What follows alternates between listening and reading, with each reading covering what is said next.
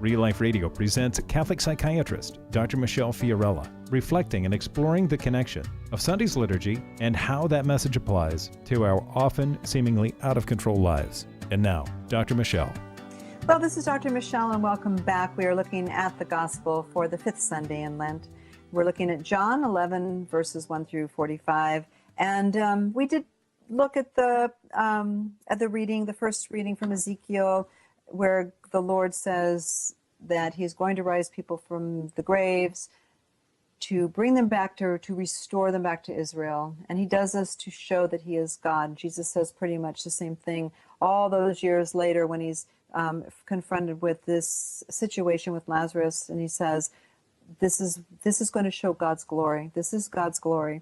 So before the break, we were talking about how there's so many things that we want and that we ask, and we, in our own ways, say, are you really forsaking me now? You've said the least of things, or haven't I done what you've asked me to do? Why is this working for the person next door who I know very well has cheated on their wives, has done terrible things? They have taken advantage of somebody when they bought their house. They did this, they did that, and yet they seem to have everything. And here I'm asking you, please, don't let my child who's bipolar be bipolar, or don't let me go back into my addictions again, or why did I get cancer now? And I'm speaking this, and I have to tell you, I do know, and I don't even know it that strongly for my own self yet. But I know that when it's me, when it's you experiencing these things at that moment, it's not going to matter. You're going to feel this. God knows that. It's like, I think it was MacArthur when he was asked, I think he was the Catholic general, but when he was asked, do you pray in battle? He goes, never. I don't pray in battle. I got to fight. That's what I got to do. And I got to direct my men or they'll die. I pray before battle. I pray after battle. So it doesn't mean that everyone doesn't pray in battle, but the concept is that when we are in our battles, when we are faced with these things, sometimes our first idea isn't to pray. Sometimes it is. So there's no right way. What we do is we open our hearts daily. We lift them up daily, and even if it's just 1 second, and the next second we're back down in the same roles. But if you look to the psalm in this week's Mass, some of the key concepts: out of the depths I cry to you, O Lord. My soul is waiting for the Lord, because with the Lord there is mercy and fullness of redemption. So this is the whole concept: rebirth, regrowth, regeneration, resurrection. And this is, of course, foretelling Christ's resurrection as well. But here we are again, and I want to take this back, because this is our last segment, and I think this is really important to leave with, and I want to leave with it myself today, because Jesus' own disciples said, hey, your friend, he said, you love him. Shouldn't we go now? And he says, no. And then also when he decides, okay, now it's time to go, and they said, well, wait a minute, this is where you were just stoned. You really want to go back here? They tried to stone you last time. Really? And so what he's also showing is that when it was time, that risking life and limb in the human sense, he will come when it is needed. He'll be patient. He will wait. Now, did Jesus, the man, want to rush to Lazarus' side? I don't know, but I would guess. I mean, don't you always want to rush to the person you love if they are in need, and you get word, someone calls you and says, you need to come right now. Do this now, please. So it must have hurt him inside. And it says Jesus wept when he finally got there. And his friends said, you could have saved my brother. And he wept. And the other Jews were kind of looking and saying the same thing. Look what you've done. Look how you loved him. Surely you would have come. Look what you did for the blind. Surely you're going to do this for him. And sometimes we say that. Look how faithful I have been. Don't I deserve this? Wouldn't you do this for me? And yet our answer doesn't come. Our answer isn't what we think it is. We can't even see half the times until it's looking way back in life how these things were resurrected, how things were rebirthed, how things were regiven, how this all fit into the tapestry and the puzzle of our own lives.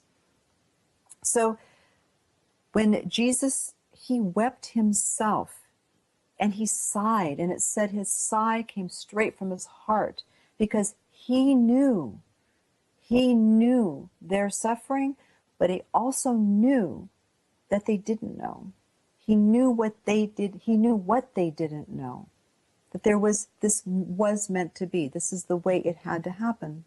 And so when he reached the tomb, they said, wait a minute, you're going to go there. He's going to stink.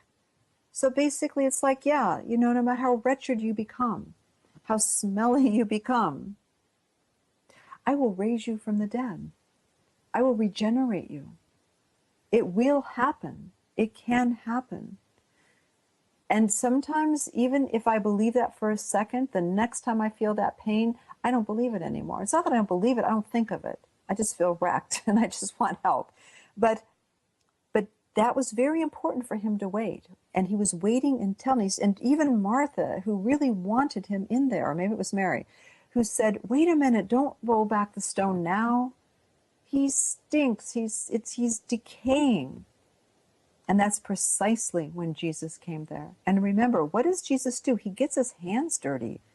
I mean, really, people are going, don't touch him. He's a leper. Don't talk to her. She's a Samaritan. Don't get this. He's a blind man who's crazy. This person over here is insane. This person's dead.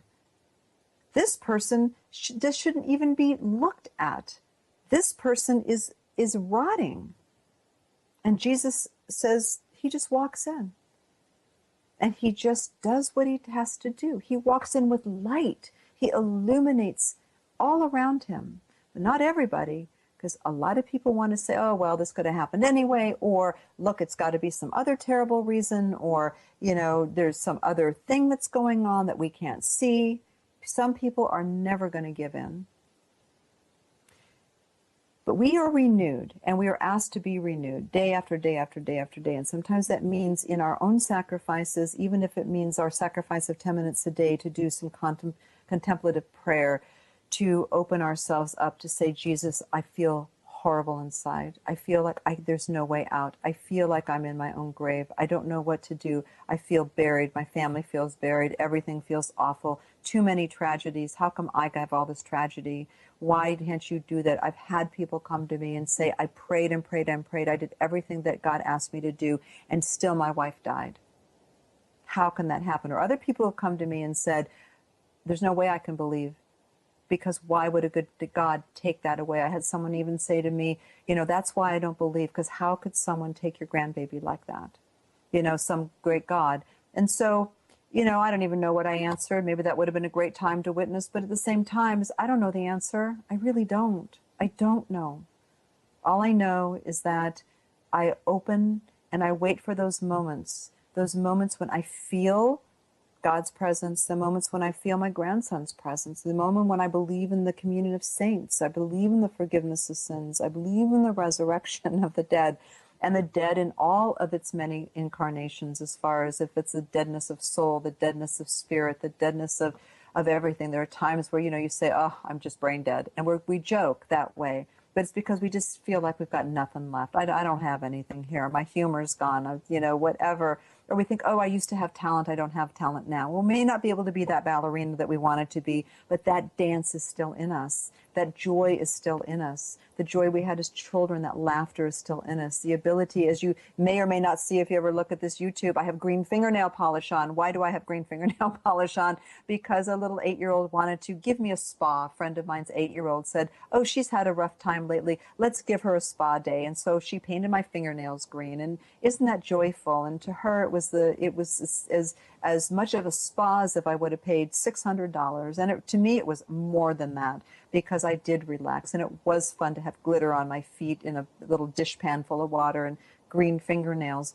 So God is right there. God is rehydrating me in that moment with that little girl, a friend of mine's daughter. You find it in the funniest of places where you do not expect it. And that's what Jesus is telling us. Maybe you expected me to come here. I am your best friend. Maybe you knew how much I loved your brother. You know how much I love you. Maybe you expected me to come here at that point. but I didn't. And there's a reason I didn't. You don't know it. You may never know it. But here, Lazarus, rise from the dead. Unchain him. They used to chain them. They used to chain their mouths. They used to wrap them up. Get rid of his bindings. Get rid of his chains. Get rid of the stone. Now, come walk toward me. Come walk toward me. So these things, when we look at what the spiritual hydration means for us and what it means every day, is the next time you look in the mirror, the next time you go to the grocery store, the next time you go to church, the next pew you sit in, the next time you see things that are occurring in your family, you just wish it wouldn't happen, or you're tempted to say, oh, it must be because, we're just cursed, or things are bad, or whatever. No. Remember Lazarus. Remember remember rebirth, resurrection. This is what this Lent is all about. So this is Dr. Michelle, and we will see you next week when we look at the gospel for the next 6th Sunday of Lent. And we'll just God bless you and have a wonderful week. Thank you for listening to this week's Dr. Michelle Show on your Catholic station, Real Life Radio.